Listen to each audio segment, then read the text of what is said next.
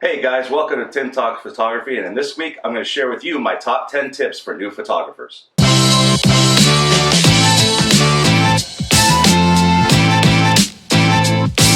Right. Hey guys, my name's Tim. I'm here with Tim Talks Photography, and today I'm going to be sharing with you guys my top 10 tips for people that are beginning in photography. A lot of the top 10 lists out there in this vein on the internet, they tend to stick to things that are more technically oriented, like, oh, get this type of camera, or you need this type of lens, or start with this. That's not what I'm going to do. What I'm going to do today is give you 10 of my tips in more regards to the process of shooting and the things that you should be doing that set a good baseline and in the long run are going to help you get better. I mean, the other videos are worthwhile. It is good to know, why you need a prime lens, why a 50mm prime might be good for you. It is a good thing to know, why you want to set your camera this way. A lot of the things that people are sharing are worthwhile information. I've noticed a lot of people, they're just not talking about these things. So I figured I'd make this video and hopefully someone gets something educational out of it. So the first tip I want to share with you guys is shoot in RAW. RAW is a file format on your camera. Usually when you have the newer cameras and you get into the menu, you can either save your save your photos as a JPEG, as a low-res JPEG, as a RAW file, and then some of the cameras have settings where they'll record a RAW file and a JPEG, a RAW file and a low-res JPEG. My recommendation is to always shoot in RAW. The reason for that is RAW files are larger. They contain more information. Basically, they hold everything that your camera's sensor was able to pick up when you took that image. So if you shoot a JPEG, you're not capturing all that information. If you shoot it in RAW, when you go into post, you're going to have a lot more options. You're going to be able to do a lot more with the photograph, correct a lot more errors if you were a little underexposed. If your white balance was off, that's a big one because your white balance is generally set in JPEG. Because when you shoot a JPEG, the camera itself processes the photo and it does its own post-processing on it. And a lot of times you have difficulty adjusting, say, the white balance in a JPEG.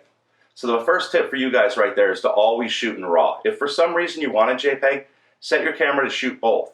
But always get a RAW copy of that photo because it just gives you way more power when you get back later and you might pull it up in Lightroom or something and find out there's something there you want to adjust. And if you just had a JPEG, you might not be able to. So that's tip number one. All right, tip number two for you guys is to get off of automatic mode. Automatic mode, or A, as it's seen on a lot of cameras, is the mode where you point the camera, you focus it, you click your shutter, and then your camera decides what settings it's going to use to take the photo. A big difference between someone that just picks up a camera and they're taking snapshots and a photographer that's putting out work that people want to look at is that photographer was able to adjust and take the settings of that camera and put them where they want to be. Well, if you're just shooting on auto, you're going to miss out on adjusting your shutter speed to maybe add some blur to an image, or perhaps you want one, underexposed for a specific reason. So my recommendation to you is there are tons of videos on the internet. Actually, the very next one I'm doing is going to be on the exposure triangle and shooting in manual mode. That's probably the first thing you should sit down and start learning is how your shutter speed equates to your ISO, equates to your aperture, how they all kind of play together. Not only is that going to give you a better understanding of exactly how your camera works and what it's doing and why adjusting this affects this, it's also really going to give you that edge when you go to shoot because you're going to be able to decide exactly what settings that camera is using. Now tip number three is to find out exactly when to ignore tip number two that I just gave you. There's a lot of people out there that'll tell you, oh, real photographers never shoot in auto or any of the other program modes that are on a camera. Look, people that know what they're talking about, they know that there are some times where manual mode is just not what you want to be in. For instance, I was out photographing the George Floyd protests in my hometown and the subsequent riots that happened afterwards. It was dark. The scene was constantly moving. There was tear gas. People were throwing Molotovs. I had to be very situationally aware. If I were to sit there and be messing with the settings on my camera the entire time, looking down, trying to set this, trying to set that, not only would I have missed, a lot of the shots, I could have potentially put myself in danger because I wasn't paying enough attention to my surroundings. There are times when even though you know how to operate a camera in manual mode and you can do that very, very well, you're actually going to want to be in automatic or aperture priority. They just, if things are happening fast around you, you don't have time to change your settings all the way. So there are times when tip number 2 should be thrown out the window. All right, now my 4th tip for you guys is do not check the view window on your camera. Once you get to a scene and you have your settings, if you're in manual mode, set to where you want them, don't look at your viewfinder on the back of your camera again. I actually had a professor when I was taking my specialization in digital photography through Michigan State who pushed this all the time. He went so far as to instruct all of his students to put black tape over the viewfinder on the back of the camera. And the reason this is important is almost like what I was talking about in the last tip. It takes you out of the element. It takes you out of being in your environment when you're shooting, because you're constantly looking down at what you shot. You're taking your eyes off the scene. You may miss something that required a quick response from you, or you forget where you're at. You really want to be present. The whole point in photography is capturing what's happening around you and showing the world, the things that you see. So if you're constantly looking down at your camera, you're not doing that. You're taking yourself out of that moment. You're missing the things that are going on, and it's going to be detrimental to you. So you have plenty of time to look at those later when you pull them off, when you go to edit. Just keep snapping. Have SD cards with you. If you fill one up, switch the other one, but don't look at what you're getting. Once you know your settings are in, your exposure is set well, and if the light's not changing and things aren't shifting around you, just keep going. That leads me on to my next tip, which is stay in the moment and work the scene. Working the scene is, let me give you an example. If you show up somewhere and you got a lighthouse, you drive up, you pull up, you get out of your car, you walk up, you're taking a photo of the lighthouse. It's in the center of the frame. You snap it, you turn around and leave. You got your shot, right? It looks good, I'm done. That's totally and inexcusably wrong. When you go to a scene to photograph, you'll pick your subject, you'll snap it. Then you want to walk around that whole scene and look for things that you might not have noticed when you got there. Different vantage points. You want to get higher. Maybe shoot the lighthouse from up above. Lay down on the ground and shoot up at it. Give it that opposing view over you. Are there things you can put in the foreground, like a sign or like some branches that leave slightly out of focus that give you a different view of what the lighthouse looks like? Look for a puddle on the ground. Is it showing a reflection? Can you shoot into that puddle and get a reflection of the lighthouse?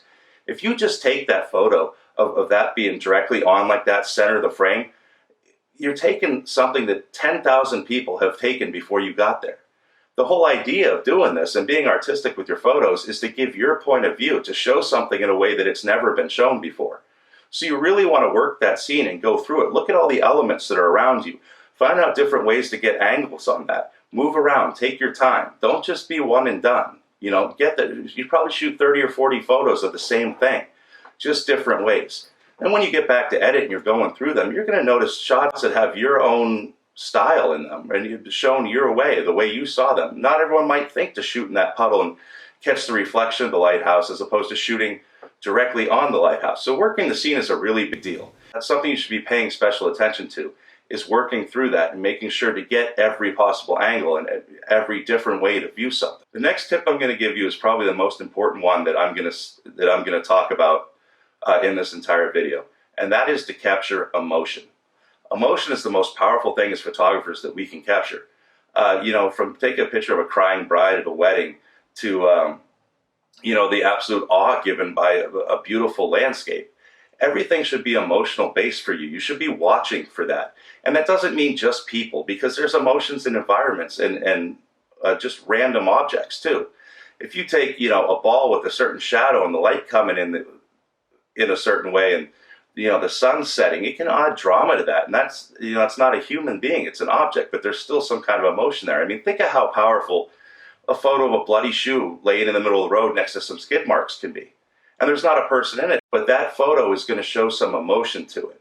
Your idea is you want someone, when they view your work, for it to hit them in a certain way, for it to cause an emotional reaction. That's your job as a photographer. That's what makes your art powerful. So by focusing on that, by paying attention to people and their emotions, you can really add more to your work. And it's super, super important. And like I said, it's probably the most important tip on this entire list. The next tip I'm going to give you guys is to temper your perfectionism. Now, this is something I struggle with all the time, and a lot of art people have this issue. You snap a photo, all your friends like it, they tell you it's the greatest thing on the planet, this is great, I want to copy that, sell this to me, but you can't enjoy that because you're stuck on that one leaf that's up in the little corner that's out of focus, or there's something not compositionally correct with the photograph. That can lead you to being depressed, especially if you're a person that's just a natural perfectionist. And it leads to something that's called like artist depression, where basically, you don't feel you're living up to your potential, your work's not as good as everyone else's, and then you don't want to go out and shoot because you're not getting the results that you want. That's something you really got to cut yourself some slack with that. Don't put too much pressure on yourself. Understand that doing all this is a learning curve, and your first couple projects are not going to be perfect. You might have to take a technique and do it 100, 10,000, 15,000 times to get it perfect, to become an expert in it. If you start putting too much pressure on yourself, you're going to be less apt to get out there and do it. So, one of the nice things about Instagram is you can start posting your photos on there. And then as you go back over time, you can scroll down your feed and you can actually watch your progression as you've got better, as you've nailed different techniques and things. And it's kind of cool that way as a motivational tool, but definitely don't be too hard on yourself. Understand that this is a skill that people spend a lifetime getting good at. You're not going to be Ansel Adams right away. So, you just kind of got to enjoy the journey, be proud of the work you're doing, and notice that defect and then pay attention to it next time. But don't beat yourself up over it, because everyone, no matter how good you are, not every photo you take is great. That's just the way it is. The next tip is probably my most controversial on here, and that is pay attention, but don't pay attention to other photographers. Now, there's a lot of people that may disagree with this, and it actually goes against everything they teach you in art school when you sit around and you're doing critiques of each other's work and pointing out what works and pointing out what doesn't. Me personally, I feel that the power in your photographs is your own personal voice. If you expose yourself to too many influences out there, that tends to affect your style. And I don't always feel that's a good way, because a lot of this is about originality and about the way you see things. It's not necessarily about, well, 20 people did this landscape, it looks awesome, so let me do it the same way they did. You can learn from other photographers, and there's nothing wrong with that. But don't be too influenced by the stuff that other people do, because what's really going to be special is you finding your own voice and doing it your way. There are things to be learned, but at the same time, keep the part of that's you, that's strictly you, to yourself, and don't put yourself, say, in a group of 7 or 8 photographers where you all kind of end up doing the same thing. Then what's the point? Then your work's not original. My next tip's also a really important one, and that's to screw the haters. Man, in anything artistic related, there's going to be people that they don't like what you do. No matter what art form you're in, there's going to be people that hate on it. That's just one of the things that come along, with doing anything creative, is art is subjective. So not everyone's going to think, the same things are cool. And you're going to get people that don't like the stuff you do. It's super important that you just let that roll off your back. To give you guys an example, very early on when I started, I was awarded a fellowship grant. And, they told me, oh, your work's powerful, it's great, it's whatever. And then the very next grant I went and applied for, I got the most scathing frickin' letter back from these guys. They all but called everything I did shit, told me they didn't get it. And that's just a fact of life. Not everyone is going to like your stuff. So I had to, I swore to myself a little bit, cussed around the room. And then I moved on and I kept going. If you look at a band like Nickelback, everyone hates on Nickelback. Hell, I hate on Nickelback. But do you think Nickelback really gives a shit what I think? Probably not. They're out selling out their venues and making $1 million. They're really not worried that I think their music sucks. And, that's how you have to be too, is just keep doing it. If one person doesn't like it, screw them, move on. Don't take that personally. That's something that, it took me a little while to learn that, but it's something super important, and that's why I'm sharing that, with this tip. My final tip for you guys is to post-process your images. And there's a lot of people out there that are like, no, that's not real. We want our stuff straight out of the camera. It's not true photography when you go in and post-process. But man, I'm a huge fan. Even if you only get in there and adjust your exposure to where it should be because maybe you were a little off, or you adjust the white balance a little bit because it wasn't set right. Even those minimal things can make a huge difference. But when you look at programs like Lightroom's the one I use, a lot of people use Snapseed, some people use Adobe Camera Raw. When you look at how powerful those programs are and what you can do in them, not only is getting in there and actually doing that fun, but the differences that you make doing that and what you can add to a photo it's just amazing. It's definitely something that every photographer should have in their arsenal. So take some time, learn a post-processing program. That's worth your time. Lightroom is super user-friendly. It's definitely not like using Photoshop. Almost everything in Lightroom is slider-wise. It's super intuitive. You can get in there and not know what you're doing and still get in and process a photo because you're just moving a slider and looking at it. Obviously, it's a super powerful program too, so you can do amazing things with it once you know it. But it's not intimidating like sitting someone down who's never used Photoshop and then telling them they're going to spend hours and hours learning how to do this. Lightroom, you'll be able to use it right when you sit down, but it'll take you forever to master it. But you're not going to be super frustrated with it while you're using it. So there you have it, guys. Those are my top 10 tips for newer photographers. I really hope that some of that information helped you. If you disagree with anything I say, please, down in the comments, by all means, write it. I'd love to hear it. Also, if you guys have tips of your own, please write in and share. If this video was helpful to you, please like, comment, subscribe to it. I have new videos coming out all the time. I'm going to be putting them out, sharing the knowledge that I have in photography. I'd like to get some feedback from you guys, so go ahead and write. Other than that, guys, thanks for watching. Have a good one.